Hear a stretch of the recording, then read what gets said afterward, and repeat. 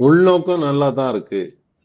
ம். அப்ப அந்த உள்நோக்கம் நல்லா இருக்கும்போது அவர் விளையாட்டாகத்தான் தொடங்கினார். கரெக்ட்.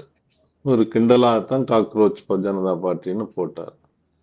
அப்போ அந்த உள்ள கிடக்கையில் இளைஞர்கள் இளம்பெண்களுக்கு எதை தொடுதோ அதை தொட்டுட்டார். ம். அவங்க எல்லாருக்கும் ஒரு கோபம் இருக்குது, ஆவேசம் இருக்குது. அதை வெளிப்படுத்துவதற்கான வாய்ப்புகள் இல்லாமல் இருந்தது. இது ஒரு வாய்ப்பாக பார்த்தது. அவங்க முதல்ல இணையதளத்துல தான் அந்த எதிர்ப்பை காட்ட ஆரம்பிச்சாங்க. இப்ப நேரடியாக களத்துக்கு வந்தா தான் பிரச்சனை தீரும்னாகி களத்துக்கு வர்றோன்றது செய்ய தயாரா இருக்காங்க. இதுதான் பங்களாதேஷ்லயும் நடந்தது, இதுதான் நேபாளத்திலயும் நடந்தது, இதுதான் ஸ்ரீலங்காவிலயும் நடந்தது, இதுதான் ஆக்குப்பை வால் ஸ்ட்ரீட் மூவ்மெண்ட் சொல்லி அமெரிக்காவில் நடந்தது, எல்லோ வெஸ்ட் மூவ்மெண்ட் சொல்லி பிரான்ஸ்ல நடந்தது. அதே மாதிரி இந்த இந்தியா முழுவதும் இந்த போராட்டம் என்பது வலுப்பெறுவதற்காக தீவிரப்படுத்துவதற்கான வாய்ப்பு இருக்குது. அவங்க சில கொள்கைகளாக சில விஷயங்களை கோடிட்டு சொல்லிட்டாங்க.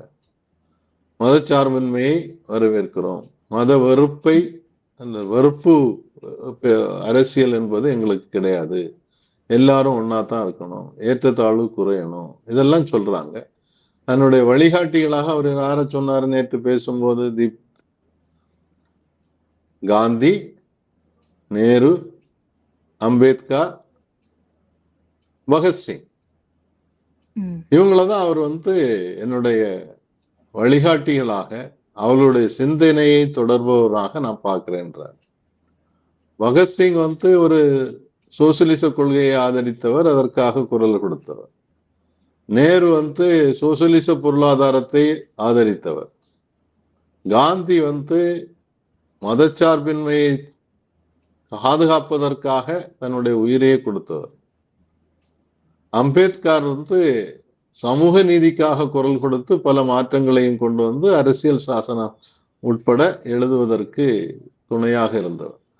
சோ அப்படிப்பட்டவர்களை தலைவராக வைத்துக் கொள்கிறோம்னு சொல்லக்கூடிய இந்த இளைஞர்கள், இளம்பெண்கள் நிச்சயமாக ஒரு நேர்மையான பாதையில் போவார்கள் என்பதை நம்புறேன்.